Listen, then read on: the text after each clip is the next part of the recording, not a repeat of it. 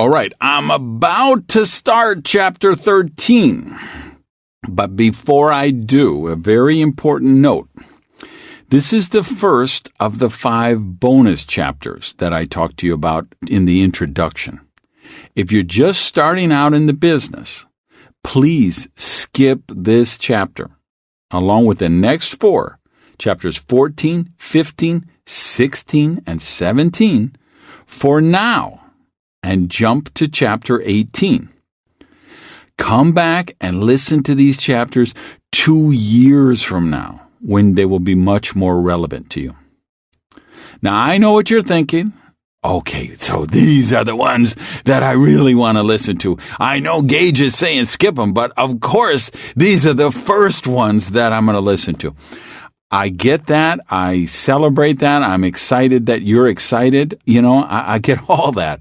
But I honestly mean this when I say this. These are really high-level leadership stuff. And if you're just starting out, you're probably going to feel so overwhelmed at them that my fear is it will scare you away from the business. And it will make you unproductive because you'll be trying things that you're really not ready to be there yet. So all I can do is share with you what I feel is when I really outlined the book and I got to this content, I almost didn't include it in the book. I almost said my next book is actually going to be called DEFCON 1 for Direct Selling, I think is the working title right now, talking about the really, DEFCON 1 is the readiness when a country is ready for nuclear war, right? The highest level of alert. So my next book is going to be about those really not nuclear war, but the high-level leadership challenges, right? So I thought about, maybe I better just save this stuff for the next book, but I wanted to have it here so that even if you're new in the business, you could have this resource. And then as you develop, or if you've been in for a year and you've been in for a year and 6 months, or you're starting to break through, now you're ready for this. So I wanted you to have it. So that's my warning. Please govern yourself accordingly. I really did write chapters 13 through 17 as bonus chapters for people who have large teams. You've got 10,000 people in your group already. So govern yourself accordingly. All right, chapter 13, building your personal leadership brand. The entire concept of personal branding is kind of a recent development in the culture. In the past, personal branding wasn't even a recognized term, even though some individuals did create brands. People like Elvis, JFK, Marilyn Monroe, and many others certainly cultivated certain images and became iconic individuals. But we didn't view the public's perception of those figures as branding at that time.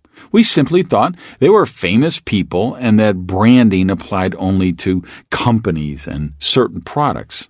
Today, personal branding is a phenomenon. There are 13-year-olds chatting with each other about their brand on Instagram. Seriously.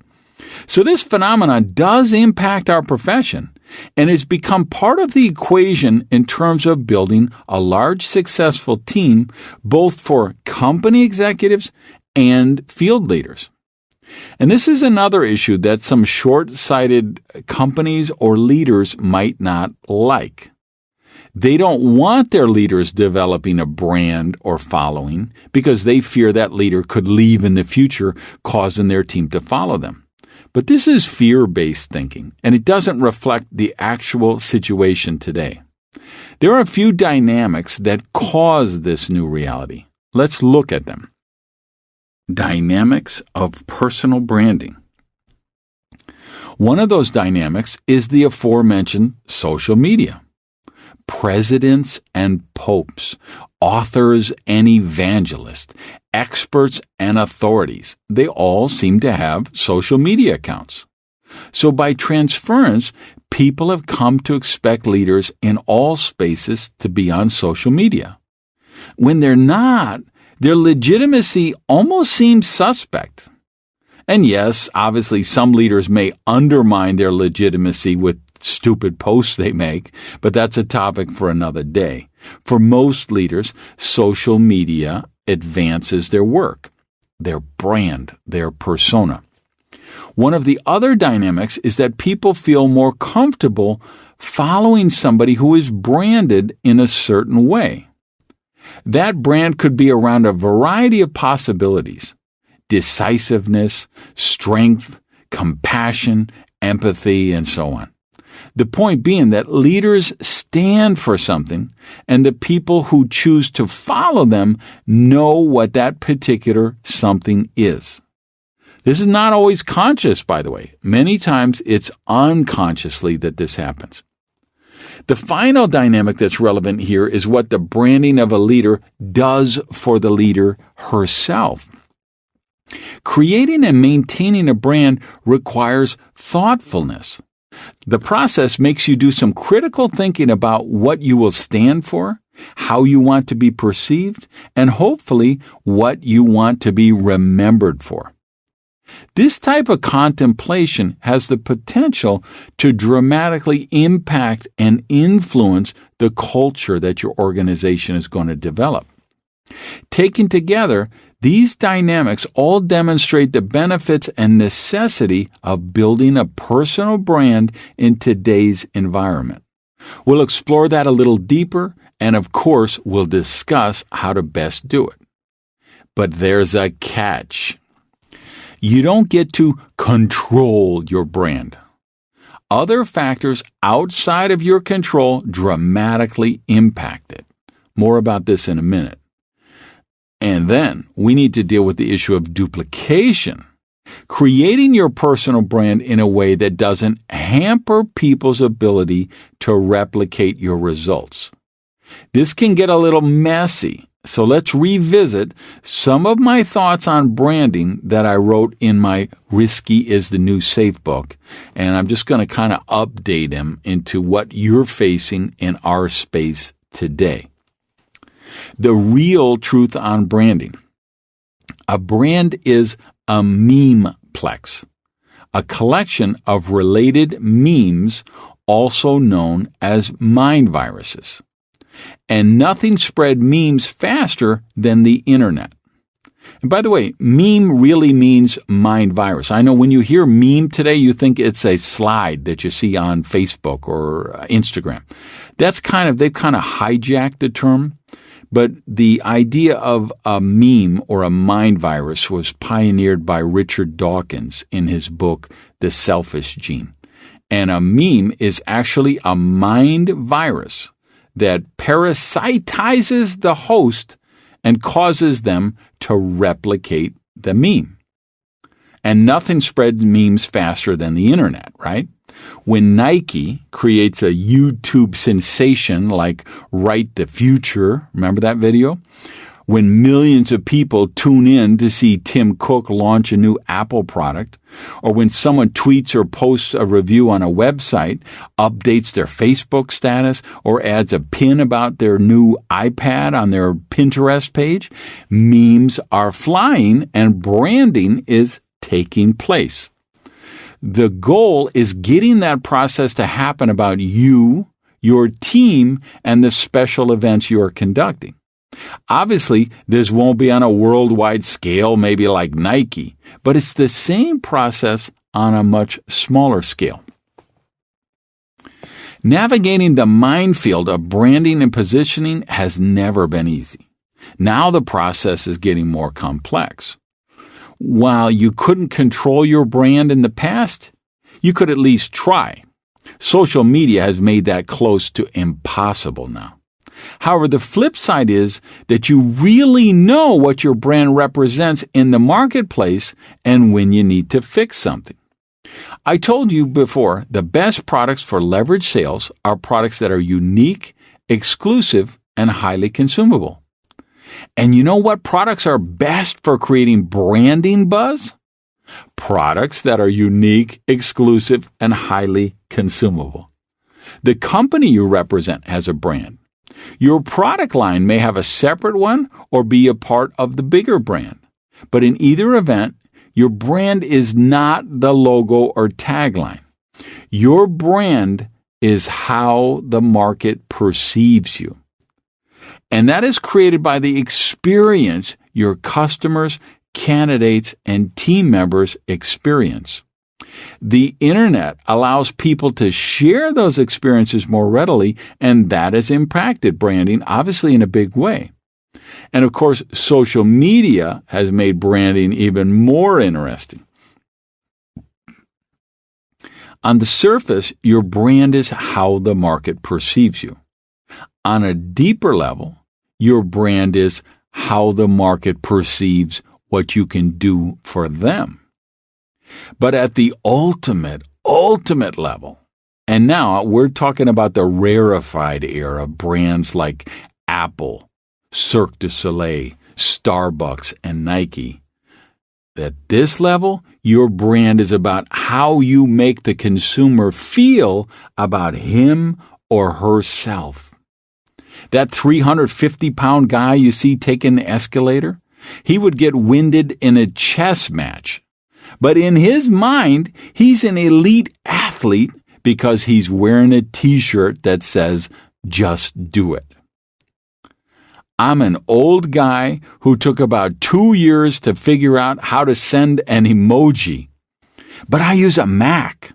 So when I walk in that Apple store with all those skater kids, people with their dogs, and those rad guys at the Genius Bar, that environment makes me feel cool, right? The same is true for the people you see in line for their half decaf double mocha froth carmeletta fruttata frappuccinos at Starbucks.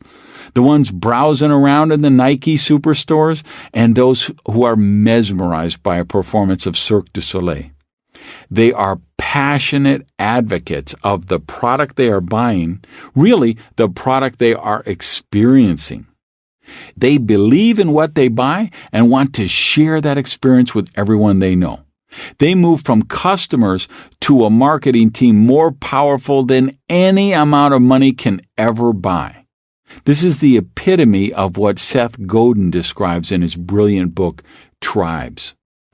When your brand attracts a tribe, it can make you rich.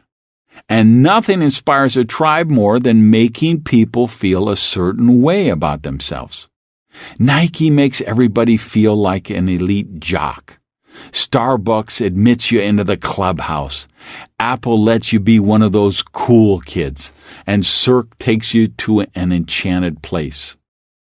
Before each of his concerts, one of my favorite guys, Jimmy Buffett, does a live tailgate party on Radio Margaritaville, which is his radio channel on Sirius satellite radio, talking about the venue, the set list, any guest stars, and just generally being a raconteur. This tailgate party show is probably the most perfect demonstration of how to use social media and technology to engage a tribe you'll ever see. So here's some food for thought. How can you create this shared identity and sense of community in your team?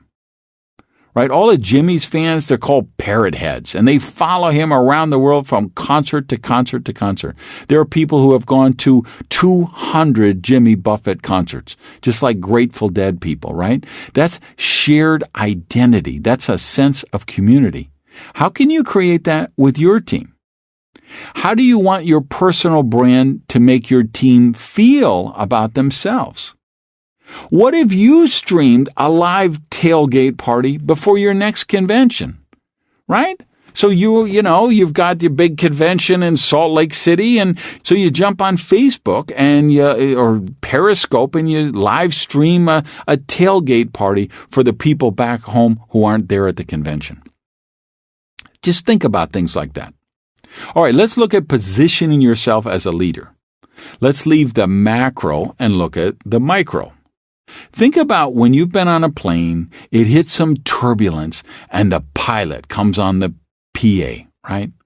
And in a relaxed voice, maybe even with a yawn, they give a reassuring update. The pilot, she projects that calm, almost bored tone to keep the passengers from panicking, right? So if the pilot gets on and says, "Ladies and gentlemen, we're in some turbulence right now," the plane would go crazy. They're like, "Oh, ladies and gentlemen, as you notice, we're going through some slight turbulence right now. I've asked the flight attendants to be seated for their and your safety, and we expect after about 11 miles we'll be out of this storm." They stay calm. Another example, a couple is getting divorced, and the kids become aware that their world is fracturing. They're frantic, desperate to know that mommy and daddy are still in control and everything is going to be all right. That's what you have to do as a team leader.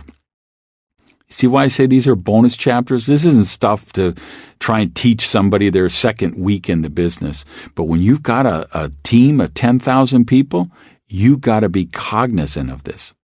And that's why I believe having a personal brand is so important in the leverage sales business. Now, maybe you're thinking, well, I'm not really comfortable being out front, being on stage at the events, or being one of the faces of the leadership team. Sorry, that dog don't hunt. Not if you want to be a strong leader and give your team the most supportive infrastructure to develop and grow.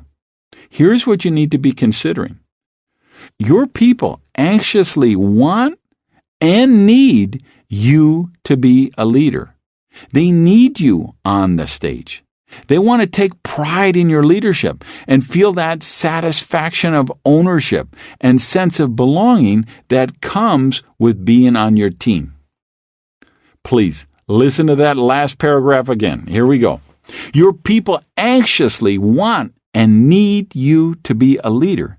They need you on the stage. They want to take pride in your leadership and feel the satisfaction of ownership and sense of belonging that come with being on your team. Really process that. Like the pilot of that distressed plane or the parents in a divorce, you need to be the calming, stabilizing influence. And what your brand is and how you're positioned will greatly impact your effectiveness in doing this. There's one huge difference in leverage sales versus any other business in the world, and that's the need for duplication. So let's get something vital out of the way right now. And I'm just kind of reinforcing what I told you at the start.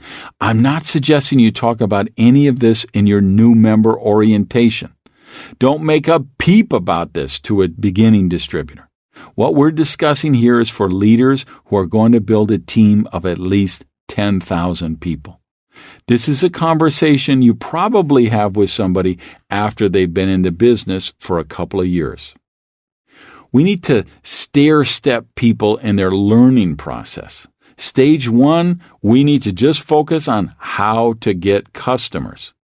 Stage 2, we move to how to enroll builders. Stage 3, logistics, how you actually run a home-based business. Stage 4, now we're starting to look at the things, how to manage an organization. And then stage 5 is how to lead people. This issue of personal branding should be taught to your leaders only at stage 5. And then when we do that, we have to navigate that delicate dance of positioning people as leaders, yet not disrupt the essential process of duplication we need to take place. So in that view, please don't think or teach that every leader needs to be an outside consultant to companies, author books, conduct public seminars, host a podcast, or take actions of that nature. Some of us have outside ventures for various reasons, but there's no need for you to mimic that process to build your personal leadership brand. Just as an example, I consult with many companies in the profession. I didn't do that to build my brand. I did that when the company I was working went out of business, right? And I had so much like psychic damage. I was like, oh, I can't do this again. And so I started consulting to top leaders and to companies. And then later, it took me a few years. Later, I got back in the business, in the field. right? But it's important that people don't feel they need to be a consultant or a best-selling author to be a leader in our space. They don't. To be a great leader in our space, you just need to be a great leader in our space.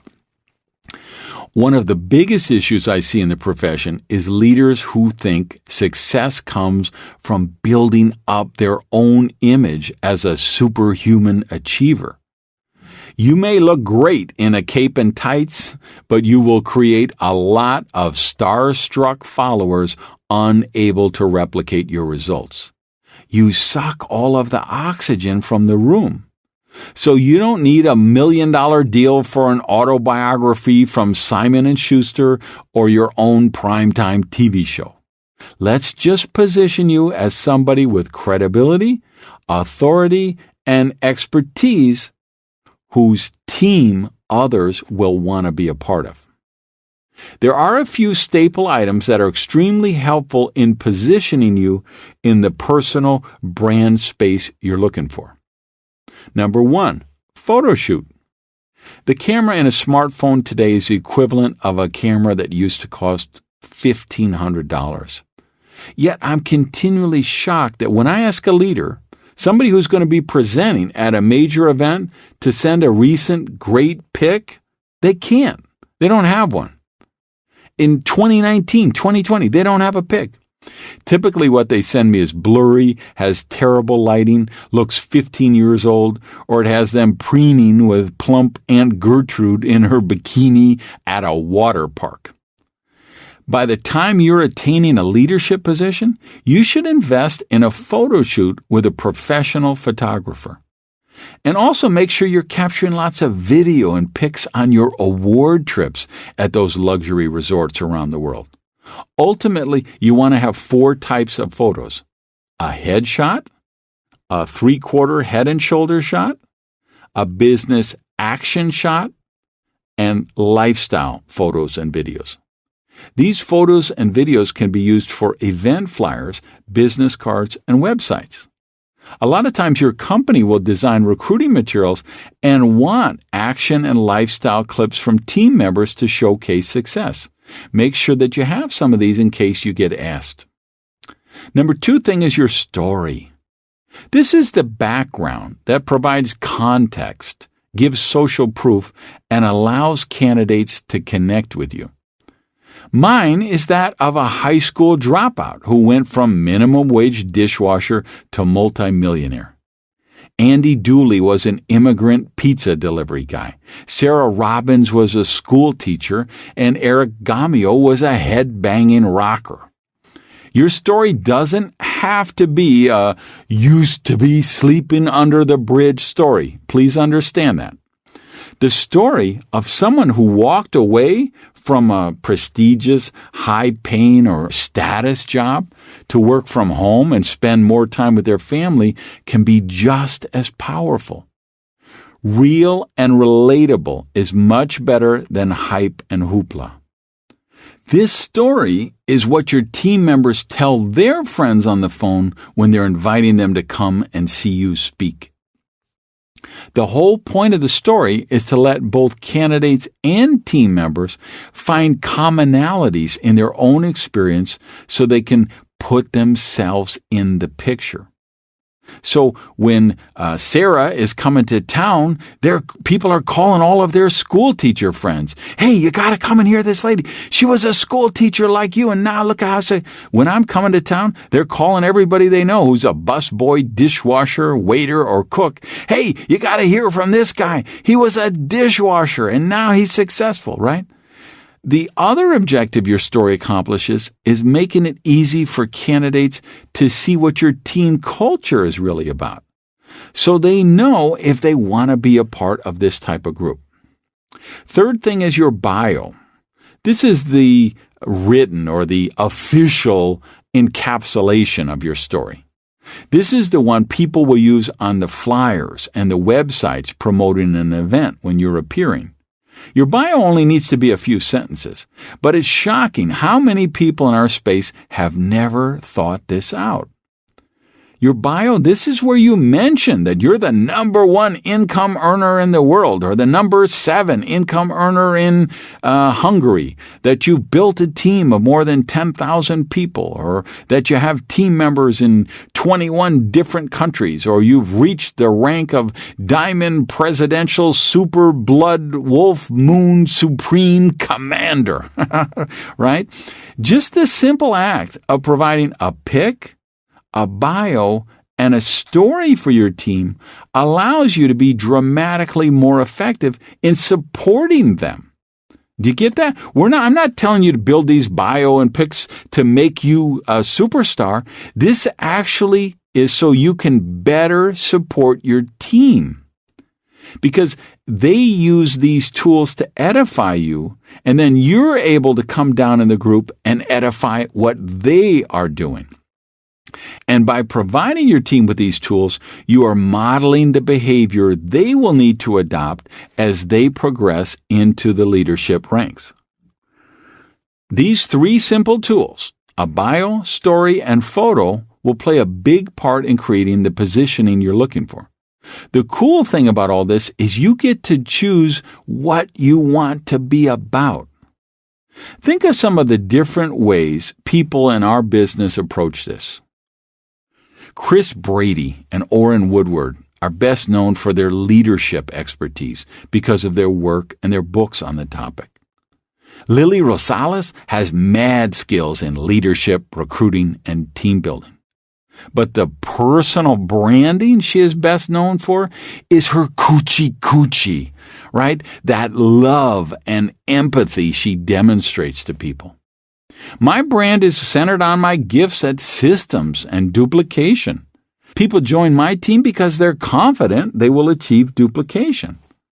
But perhaps the best personal branding in our space was the late Dexter Yeager. A former beer truck driver, his brand was everyman. Every candidate got the feeling that if Dexter achieved success, they could too. As you think about your personal branding and positioning, focus on how and what you want to be remembered for one day. Then have fun with the exercise. But before we leave the subject, it's vital you understand the real objective here. The goal isn't to make you an iconic leader who is worshipped and revered.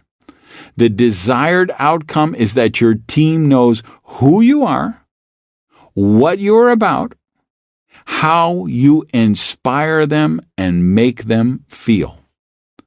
The crucial result you're looking for is to become a leader who inspires others to leadership. Great leaders don't develop people's belief in the leader. They develop a belief in the follower. Your true test is not how many followers you have, but how many leaders you develop. And that's what we're going to explore in the next chapter.